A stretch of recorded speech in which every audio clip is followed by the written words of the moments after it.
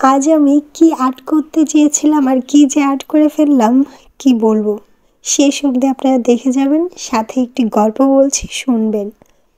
রেগে গেলেন তো হেরে গেলেন, এ সম্পর্কে একটি গল্প এর আগেও আপনাদের সাথে শেয়ার করেছি। আজ এরকমই আরেকটি গল্প আপনাদের সাথে শেয়ার করছি, শেষ অবধি শুনে যাবেন। ছোট্ট ছেলেটি খুবই রাগী। বাবা কিছুতেই ছেলের রাগ নিয়ন্ত্রণে আনতে পারছে না। একদিন বাবা ছেলেটাকে স্নেহের পরশে কাছে ডাকলেন। একটি ব্যাগ ভর্তি ব্যাগ দিয়ে বললেন, যতবার তুমি রেগে যাবে ততবার একটি করে ব্যাগ আমাদের বাগানের কাঠের বেড়াতে লাগিয়ে আসবে। এটা তোমার প্রতি আমার আদেশ। বাবার আদেশ শুনে ছেলেটা তা করতে লাগলো।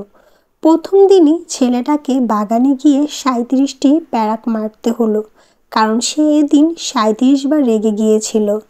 ক্রমশ সে উপলব্ধি করছিল তার রাগ অনেক বেশি। 37 বার প্যারাক মারতে হয়েছিল।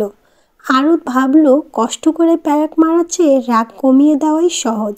ছেলেটি প্যারাক মারার কষ্ট লাঘব করতে করতে রাগ নিয়ন্ত্রণে আনা শিখে গেল।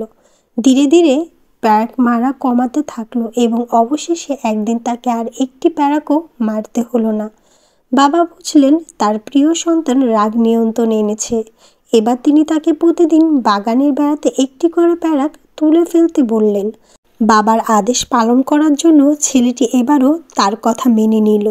পেরেক তোলা শেষ হয়ে গেলে তার বাবা তাকে বাগানে গিয়ে কাঠের বেড়াটি দেখিয়ে বললেন, দেখো, কাঠের প্যারেকের গর্তগুলো এখনো রয়ে গেছে। কাঠের বেড়াটি কখনো আগের অবস্থায় ফিরে যাবে না। যখন তুমি কাউকে রেগে গিয়ে কিছু বলো তখন তার মনে ঠিক এমন একটি আঁচড় পড়ে যায় যা কখনোই আর মুছে ফেলা যায় না। তাই নিজের রাগকে নিয়ন্ত্রণ করতে শেখো। মানসিক ক্ষত অনেক সময় শারীরিক ক্ষতর চেয়েও ভয়ঙ্কর হয়। আসলে রাগ কখনো আমাদের কল্যাণ বয়ে আনে না, আনে শুধু তিক্ততা আর কষ্ট।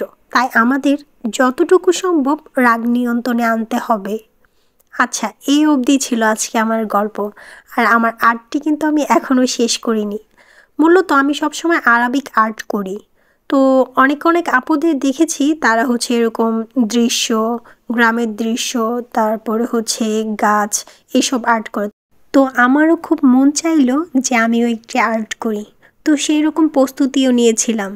একটি গাছ আর্ট করব, নদীর পাশে, সাথে একটা ল্যাম্প থাকবে, অন্ধকারাচ্ছন্ন এরকম পরিবেশে একটি ছবি আর্ট করব। সেরকম প্রস্তুতিও নিয়েছিলাম আর দেখেন শুরুও করেছিলাম, কিন্তু আমি এটা শেষ অবধি সঠিকভাবে শেষ করতে পারিনি। আমার কেন যেন আরবিক আর্টের প্রতি বেশি দুর্বলতা কাজ করে। সেটা আর্ট করতে আমি বেশি কমফোর্টেবল ফিল করি। এইটা আমি তেমন আর্ট করতে পারি না। দৃশ্য, পরে গাছপালা, এইসব বলেন আমি তেমন ফুটিয়ে তুলতে পারি না।